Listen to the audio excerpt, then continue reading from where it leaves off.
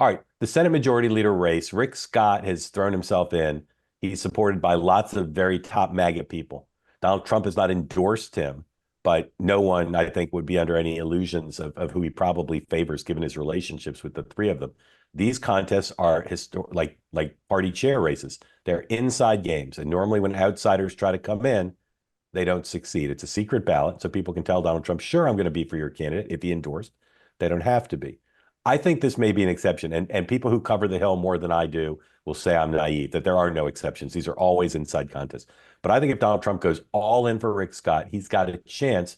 But I still put my money on Thune. I think Thune is the establishment choice. And although there's plenty of MAGA in the Senate, there's still more establishment. Sean. I think you're right on the House stuff. The Senate jockeying for Secretary of State between Haggerty and Rubio is intriguing. Um, I it's funny because we talk about the trickle effect, right? And you think Rubio leaves, DeSantis appoints, and there's a couple avenues down there. I've heard everything from certain names that DeSantis would appoint to DeSantis steps down, Nunes becomes governor and appoints him. I don't know that Trump would be cool with that, but I don't know that DeSantis cares anymore. But each one of these things is like it's like a Tetris game. You're trying to Yep. plug it in and then get the next one to line up. So it's going to be interesting.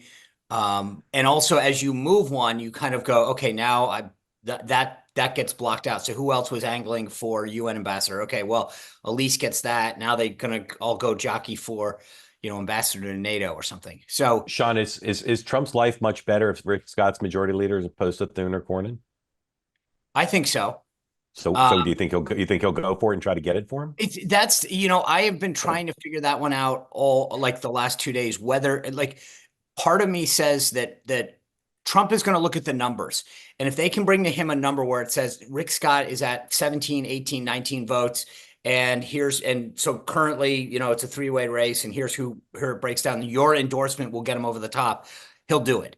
If they can't show him a path to victory, I'm hesitant to think that he would jump in.